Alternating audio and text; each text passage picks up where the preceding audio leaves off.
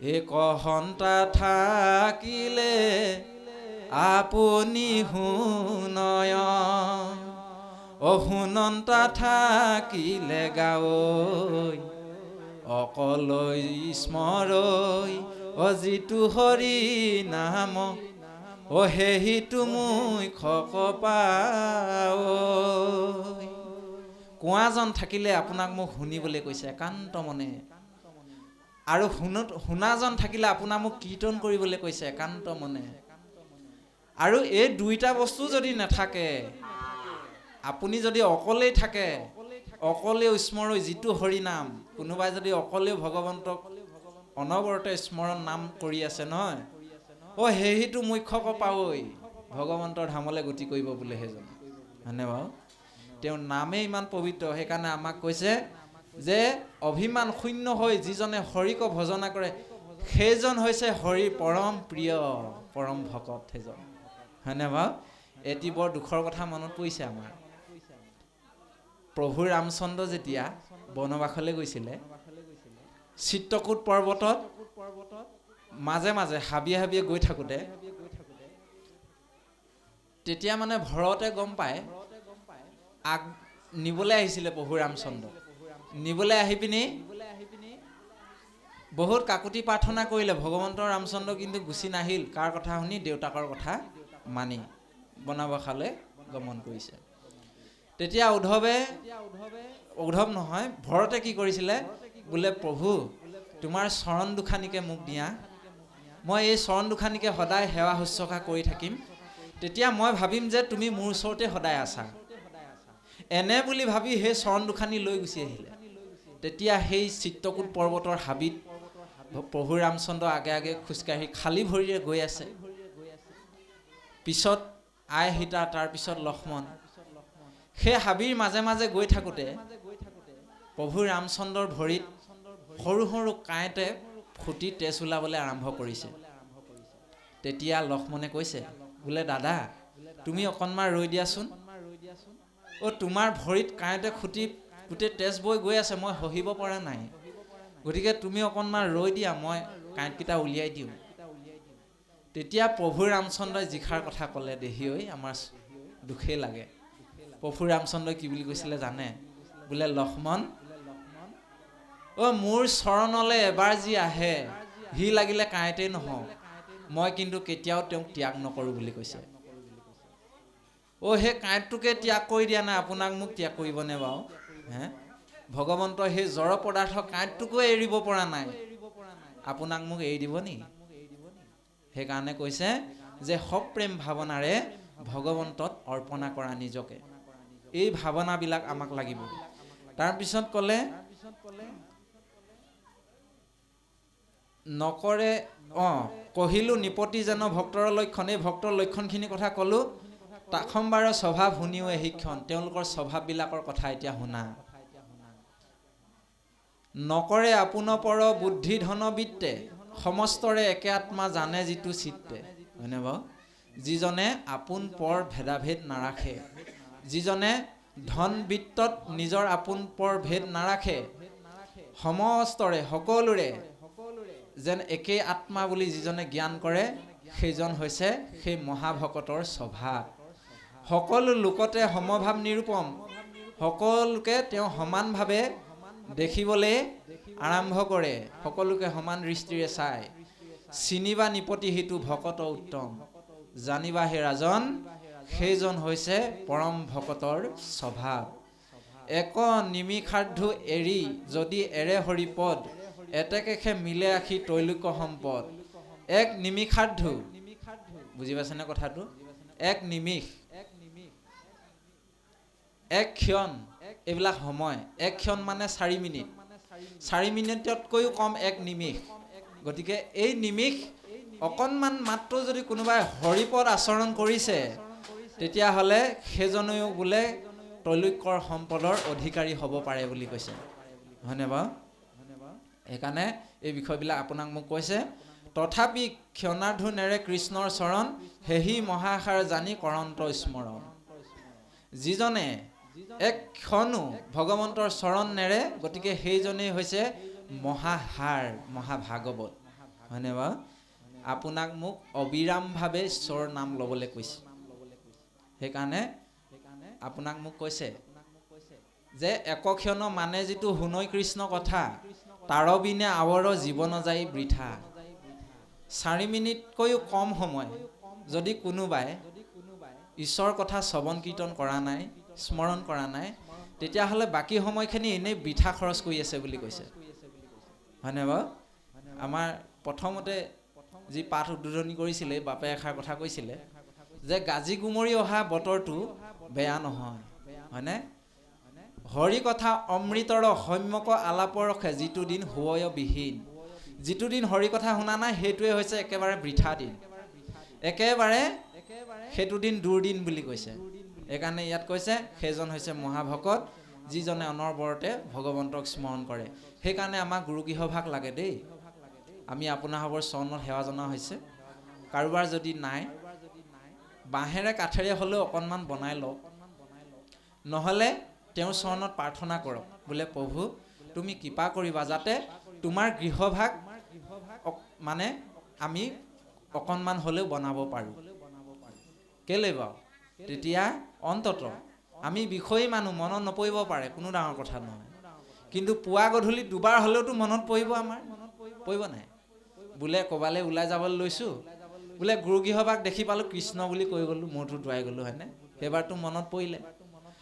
ভাগৱতে কৈছে এক নাম যত পাপ সংঘৰিতে পাৰে, ততেক পাতকী পাপ কৰিতেই নপাৰে বুলি কৈছে। হয়নে? এক নামে যিমান পাপ ক্ষয় কৰিব আপোনাক মোক, কিন্তু সিমান পাপ জীৱনত কৰিবই নোৱাৰোঁ বুলি কৈছে। সেইকাৰণে গুৰুজনাই আমাক গুৰুগৃহ দিছে, সহজ কৰি দিছে যে সেই নৰসকল দিনৰ দিনটো নোৱাৰিলেও পুৱা গধূলি দুবাৰ হ'লেও ঈশ্বৰৰ নাম ল'বাই। এহে নাম ল'বা দুবেলি, পুৱা আৰু গধূলি, অশুদ্ধ চিতে নাম ল'লে মন হ'ব মুকলি। হয়নে নহয়? আমি দিহানামবিলাক গাওঁহে গাওঁ, তাৰ দৰ্শনবিলাক ল'ব নিবিচাৰোঁ। দিহা মানে উপদেশ, সেই উপদেশবিলাক আপোনাক মোক ল'বলৈ কৈছে। এইকেইটা ল'ব পাৰিব লাগিব আপুনি। তাৰপিছত ক'লে কৃষ্ণ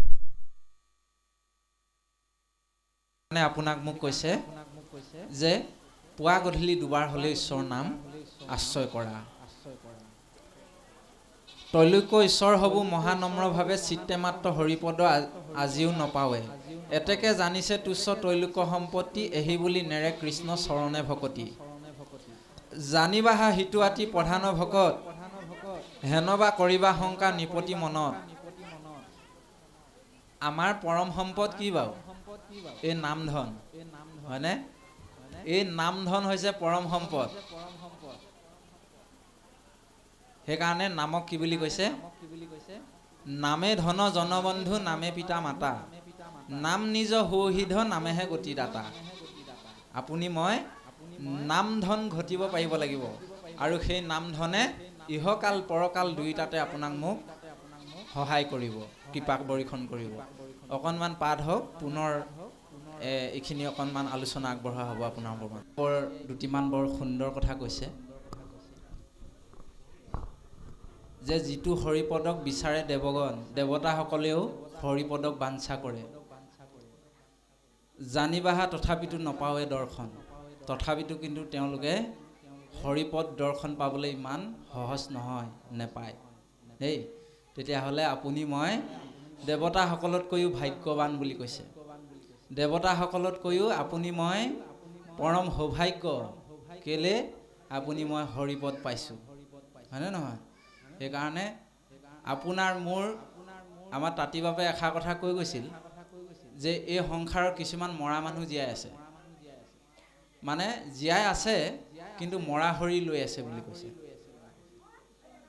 কপিল অৱতাৰত প্ৰভু ভগৱন্তই মাকক কৈছে এই কথাষাৰ যে হে মা, তুমি যে দেখিছা এই জীৱবিলাক, ইয়াৰে প্ৰায় সংখ্যক মৰা মানুহ, মৰা জীৱ, বোলে প্ৰভু পুত্ৰ মই বুজা নাই, বুজাই দিয়া। তেতিয়া তেওঁ কৈছিলে বোলে মা, যিসকলে নৰশৰীৰটো ধাৰণ কৰি ঈশ্বৰক ভজনা নকৰে, সাধুৰ সংগ নলয়, হয়নে বাৰু?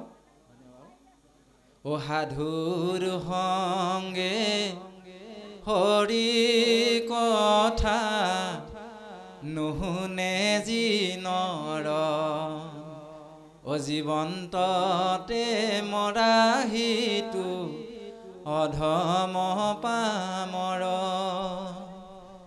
নৰহৰি ধাৰণ কৰি সাধুৰ সংগ যদি লোৱা নাই এজন জীৱতে মৰা জীয়াতে মৰা বুলি কৈছে। আপুনি মই চিন্তা কৰাৰ প্ৰয়োজন আছে যে আপুনি মই জীয়াতে মৰা হৈ আছো নে জীৱিত হৈ আছো, হয়নে? এই আমাৰ এই শিৰটোৰ কথা কি বুলি কৈছে গুৰুজনাই? অ নপখিলো শিৰে মাধ বক নমস্কাৰ